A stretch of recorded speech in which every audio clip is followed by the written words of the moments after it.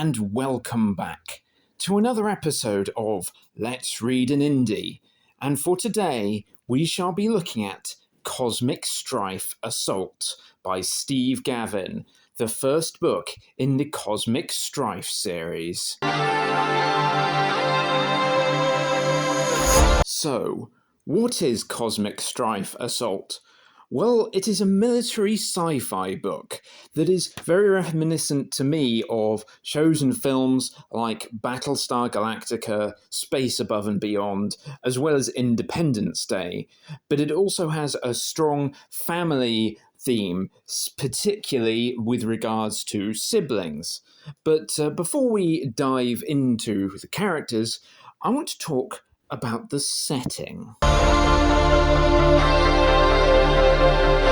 So, the setting is within our own solar system primarily, in the future, not the far, far, far distant future, such as a Star Trek kind of setting, but still far enough that we are travelling into space and we have energy weapons. But the most defining factor of the setting is that 15 years previously was an event known as the Contact War. Now, the Contact War was a major event in which humanity makes first contact with alien species, in particular with two of them, with the Casparians and with the Luyans. And it wasn't exactly an easy-going time. Now, the Luyans are a highly aggressive militaristic force, and they have begun an invasion of Casparia, the homeworld of the Casparians. The Casparians are quite technologically advanced, more so than humans, but they don't exactly have military might.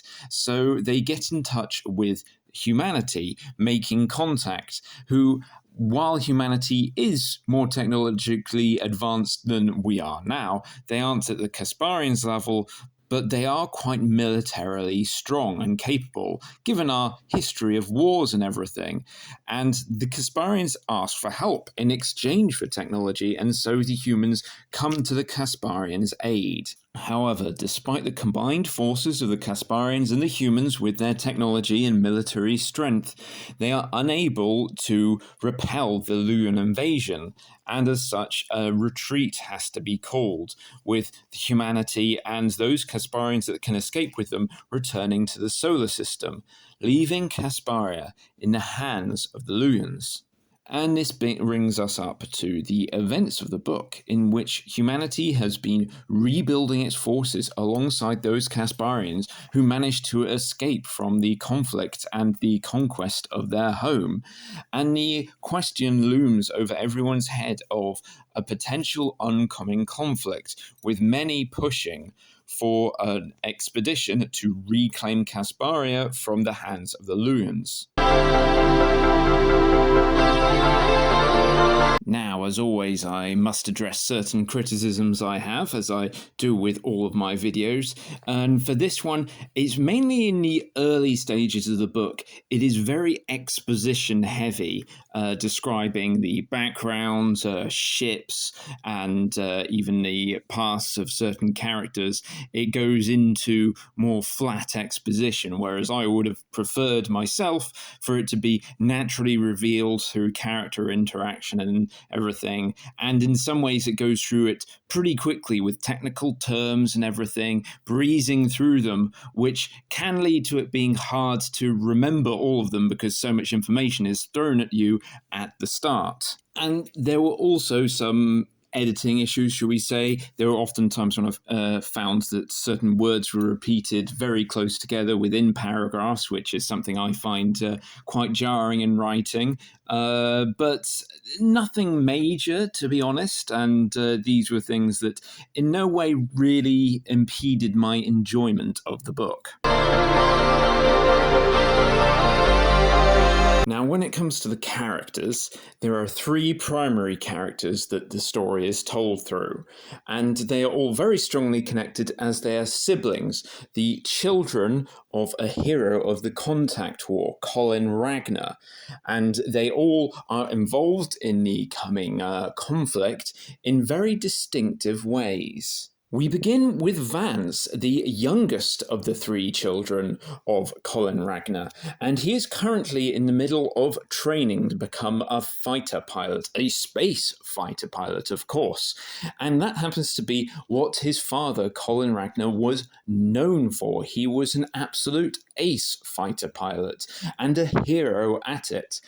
So, of course, the pressure is very high upon Vance to live up to the reputation of his father, and yet it gives him conflicted thoughts about what that means. Now, as a character, Vance is noticeably quite reckless, but also extremely brave, and he gives us a very good point of view of the front lines of what is happening. As a pilot, he is, of course, stuck in right in the middle of danger, alongside the other pilots, most noticeably those he flies with and has been in training with, being Flegg, Brock, and Sheila.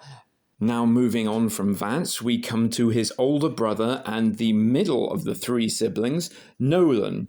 Now, Nolan wanted to follow in his father's footsteps and become a pilot, but he was unable to do so, his body incapable of handling the G-forces that it was being put under during training. And so he moved into a different career path, that being command. When we meet him, he has newly been promoted to the rank of lieutenant, and I am going to continue saying lieutenant because I am British. He is also being transferred to one of the larger Triton-class vessels, the Hyperion. Now, Lieutenant Nolan is a much more responsible and serious character than Vance. Not that he is boring at all. I actually was quite interested in the chapters that were following him. I quite liked it. And he definitely gives us a very interesting POV of the command level of the conflict, as he is in a position of authority on a ship. But of course, he's not an admiral or anything. He is still just a lieutenant. And for the last of the three siblings, we have their oldest sibling, Arlen, who is a senator within the political system, the Global Unified Nations and Territories, or the Gunt, as it is referred to as. She, of course, gives us the political angle, not being within the military, and she is very much anti-war in her stance. And she is very much a good character, but with her own self-doubts. Although I definitely feel like she needs a bit more fleshing out, which hopefully will take place more in later books. Now, to talk about the action, which I definitely think is a high point within the series. It is well constructed and, of course, focused on space battles between ships of various sizes, and it is evidently written with a passion for the subject, for the genre, for all that has come before. And it does well at building in tension for what is taking place. And I definitely recommend the book for anyone who is interested in and enjoys reading or watching anything to do with epic space battles. Now, on the subject of world building, it does follow on quite a bit from the setting and the contact war, as I explained earlier on, but there are other aspects that are also quite interesting, such as the Casparians and how they are integrating within Earth and human society and taking part within the military, and their political desires, such as for the reclamation of their homeworld. But for me, even more interesting is, what about the Luyans?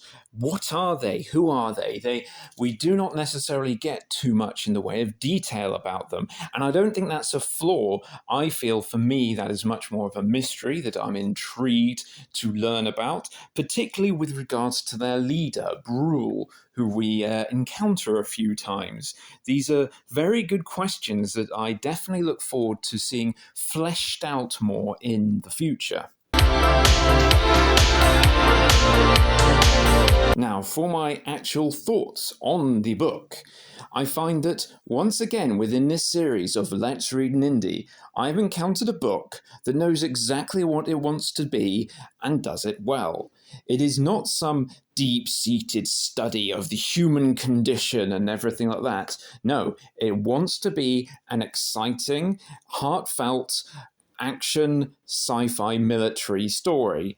And it does it well. It delivers on what it wants to be. And I definitely found it a good fun read. I enjoyed reading it, which I think is one of the most important things. And if you're interested or looking for a sci-fi book to read, and this sounds like your cup of tea, I would definitely recommend giving it a try. And there also happens to be a sequel, Cosmic Strife Reclamation, which came out relatively recently, I believe, and I'm definitely looking forward to reading that at some point, hopefully in the near future. However, if you're also in the mood for epic fantasy action, then allow me to plug my own book series, The Mushroom Knight, with books 1, 2, and 3 already out and book 4 coming out in the relatively near future.